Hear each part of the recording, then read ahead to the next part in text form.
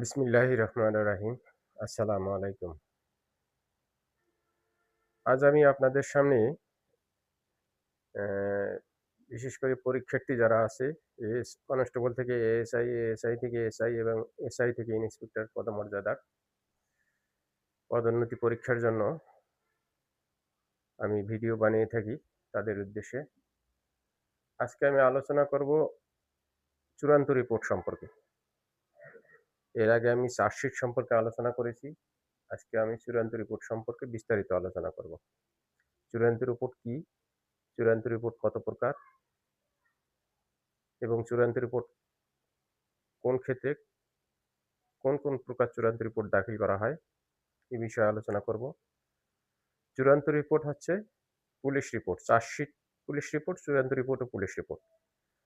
Police report সাধারণত ২ প্রকার, chargesheet এবং চূড়ান্ত রিপোর্ট বা ফাইনাল রিপোর্ট। চূড়ান্ত রিপোর্ট সাধারণত ৫ প্রকার হয়।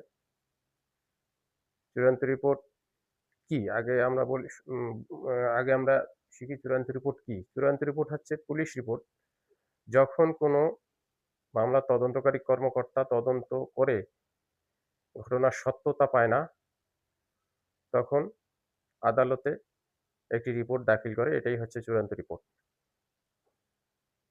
চূড়ান্ত রিপোর্ট সাধারণত ৫ প্রকার হয়। চূড়ান্ত রিপোর্ট সত্য, চূড়ান্ত রিপোর্ট মিথ্যা, চূড়ান্ত রিপোর্ট তথ্যগত ভুল, চূড়ান্ত রিপোর্ট আইনগত ভুল, চূড়ান্ত রিপোর্ট অধর্তব্য। এখন আমরা আলোচনা করব চূড়ান্ত রিপোর্ট সত্য কি? চূড়ান্ত রিপোর্ট সত্য হচ্ছে একটি মামলার ঘটনা সত্য, ঘটনা ঘটেছে কিন্তু সাক্ষ্য প্রমাণ পাওয়া যাচ্ছে না। মামলার তদন্ত প্রমাণ করার মতো কোনো সাক্ষ্য প্রমাণ পাওয়া যাচ্ছে না, তখন আদালতে সাধারণত চূড়ান্ত রিপোর্ট সত্য দাখিল করা হয়। যেমন চুরি মামলা, চুরি মামলার ক্ষেত্রে অনেক সময় তদন্ত করার পরে মূল রহস্য উদ্ঘাটিত করা সম্ভব হয় না। তখন ঘটনা কিন্তু ঘটেছে, কিন্তু মূল রহস্য উদ্ঘাটন সম্ভব হয় না এবং সাক্ষ্য প্রমাণ পাওয়া যায় না। পরবর্তীতে পুলিশ চূড়ান্ত রিপোর্ট সত্য দাখিল করে। চূড়ান্ত রিপোর্ট মিথ্যা কি? চূড়ান্ত রিপোর্ট মিথ্যা হচ্ছে যখন কোনো মামলার বাদী থানায় মামলা করেন কিন্তু তদন্তকালে দেখা যায় ঘটনাটি সম্পূর্ণ মিথ্যা। কোনো ঘটনা সংঘটিত হয়নি অথবা মিথ্যা একটা বানোয়াট ঘটনা বানিয়ে সাজিয়ে মানুষকে হয়রানি করার জন্য, অন্যকে হয়রানি করার জন্য, অর্থনৈতিকভাবে পঙ্গু করার জন্য, অর্থনৈতিকভাবে দুর্বল করার জন্য মিথ্যা মামলা দায়ের করে। যখন তদন্তকালে দেখা যায় যে মামলাটি সম্পূর্ণ মিথ্যা, তখন পুলিশ তদন্ত করে মিথ্যা রিপোর্ট দাখিল করে এবং বাদীর বিরুদ্ধে ব্যবস্থা গ্রহণের জন্য আদালতে আবেদন করে। তখন বাদীর বিরুদ্ধে ২১১ ধারা মোতাবেক ব্যবস্থা নেওয়ার জন্য পুলিশ আবেদন করে। এখন ফাইনাল রিপোর্ট তথ্যগত ভুল, মিস্টেক অফ ফ্যাক্ট যেটা বলে। তথ্যগত ভুলটা কি? এটাও অনেকটাই মিথ্যার মতোই। ভুল তথ্য দিয়ে বাদী একটি ঘটনা সাজিয়ে পুলিশ থানায় মামলা করে। তথ্য সম্পূর্ণ ভুল। ঘটনা হয়তো ঘটে কিন্তু ভুল তথ্য, অন্য তথ্য দিয়ে মামলা দায়ের করে। এই ভুল তথ্য দিয়ে মানুষের কুপরামর্শে কিছু কুচক্রী মহলের কুপরামর্শে বাদী একজনের বিরুদ্ধে মামলা দায়ের করে ভুল তথ্য দিয়ে। তখন আমরা এটা তদন্তকালে পুলিশ যদি দেখে যে এটা ভুল তথ্য, তখন তথ্যগত ভুল দিয়ে তথ্যগত ভুল দিয়ে পুলিশ রিপোর্ট দাখিল করে।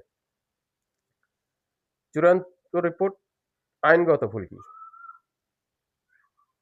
আইনগত ভুলটা হচ্ছে আইনি ভুল, মামলার আইনি ভুল। ধরেন বাদী ঘটনা ঘটেছে এক থানায়, সে আরেক থানায় গিয়ে ওই থানার ঘটনাস্থল দেখিয়ে একটা মামলা করল। এখন পুলিশ তদন্তকালে দেখা যায় যে তদন্ত করে দেখে যে ঘটনা এই যে জায়গার ঘটনাস্থল বাদী উল্লেখ করেছে ওইখানে কোনো ঘটনাই ঘটেনি, বরং এটা অন্য থানার অন্য এলাকায় ঘটনাটি সংঘটিত হয়েছে। তখন পুলিশ এই ঘটনা তদন্ত করে আইনগত ভুল দিয়ে চূড়ান্ত রিপোর্ট দাখিল করে এবং বাদীকে ওই থানায় মামলা করার জন্য পরামর্শ প্রদান করা হয়। এটা হচ্ছে আইনগত ভুল। আর হচ্ছে চূড়ান্ত রিপোর্ট অধর্তব্য। আমরা জানি অপরাধ ২ প্রকার: ধর্তব্য অপরাধ, অধর্তব্য অপরাধ। ধর্তব্য অপরাধ কাহাকে বলে? যে সমস্ত অপরাধের ক্ষেত্রে পুলিশ বিনা পরোয়ানায় গ্রেপ্তার করতে পারে, সেই সমস্ত অপরাধকেই ধর্তব্য অপরাধ বলে। আর যে সমস্ত অপরাধের ক্ষেত্রে পুলিশ বিনা পরোয়ানায় গ্রেপ্তার করতে পারে না, সেই সমস্ত অপরাধকে সাধারণত অধর্তব্য অপরাধ বলে। এখন পুলিশ মামলা হওয়ার পরে পুলিশ তদন্তকারী কর্মকর্তা যখন তদন্ত করে, তদন্তকালে দেখা যায় যে মামলা হয় ধর্তব্য অপরাধের ঘটনা দিয়ে কিন্তু সাধারণত মামলা হয়। আর অধর্তব্য অপরাধ হলে কিন্তু সাধারণত জিডি করে আমরা প্রসিকিউশন দাখিল করি। কিন্তু মামলা হওয়ার পরে তদন্তকালে দেখা যায় যে তেমন কোনো বড় ধরনের ঘটনা ঘটেনি। ঘটনা ছোটখাটো ঘটনা ঘটেছে যা অধর্তব্য অপরাধের শামিল।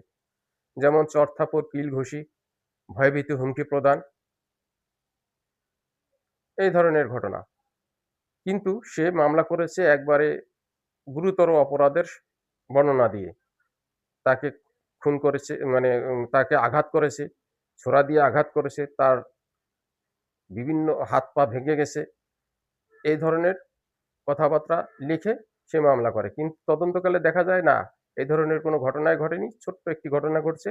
কিল, ঘুষি, চড়-থাপ্পড় মেরেছে এবং ভয়ভীতি, হুমকি দেখিয়েছে। এক্ষেত্রে পুলিশ চূড়ান্ত রিপোর্ট অধর্তব্য দাখিল করে। অর্থাৎ চূড়ান্ত রিপোর্ট অধর্তব্য মানে আদালতে একটি আবেদন করেন, এই ঘটনাটি এই ঘটেছে। চূড়ান্ত রিপোর্ট অধর্তব্য, প্রসিকিউশন দাখিলের জন্য আদালতে অনুমতি প্রার্থনা করেন। তখন আদালত এই রিপোর্ট গ্রহণ করে চূড়ান্ত রিপোর্ট অধর্তব্য অপরাধ দাখিলের জন্য, প্রসিকিউশন দাখিলের জন্য অনুমতি প্রদান করেন। এখন প্রশ্ন হলো, চূড়ান্ত রিপোর্ট দাখিল করলেই কি মামলা শেষ হয়ে যাবে? চূড়ান্ত রিপোর্ট দাখিল করলেই মামলা শেষ হবে না। চূড়ান্ত রিপোর্ট দাখিল করার পরে কোর্ট, বিজ্ঞ আদালত যদি মনে করেন যে এই রিপোর্টটি সঠিক হয়নি, তিনি নিজে এটা অধিকতর তদন্তের জন্য আদেশ দিতে পারেন, অথবা বাদীকে নোটিশ করতে পারেন। বাদীকে নোটিশ করলে বাদী যদি মনে করে যে আমার এই রিপোর্ট পছন্দ হয়নি, বাদী তখন নারাজির আবেদন দিতে পারেন। নারাজির আবেদন দিলে আদালত নারাজি গ্রহণ করতে পারে, অথবা নারাজি গ্রহণ নাও করতে পারে। নারাজি গ্রহণ যদি না করে তাহলে মামলাটি নিষ্পত্তি হয়ে যাবে, অর্থাৎ খারিজ হয়ে যাবে। আর যদি নারাজি আবেদন গ্রহণ করা হয়, তখন আদালত অন্য কোনো সংস্থা দিয়ে পুনঃতদন্তের আদেশ দিতে পারেন। এখন প্রশ্ন হচ্ছে, এই অধর্তব্য অপরাধ সংক্রান্তে, মানে চূড়ান্ত রিপোর্ট সংক্রান্তে যদি কোনো প্রশ্ন আসে, আশা করি যেভাবে হোক লিখতে পারবেন। আমার ভিডিওগুলো দেখলে আপনারা জিনিসটা খোলাসা হয়ে যাবে আপনাদের সামনে। আর আইন কোনো মুখস্থ বা একদিনেই বলেছি, আইন কোনো মুখস্থর বিষয় না। আইন হচ্ছে জানার বিষয়। আপনি আইন জানবেন, বুঝবেন, প্রশ্নর উত্তর নিজে বানিয়ে লিখতে পারবেন। আর ধারাগুলো মুখস্থ রাখবেন। এখন হচ্ছে চূড়ান্ত রিপোর্ট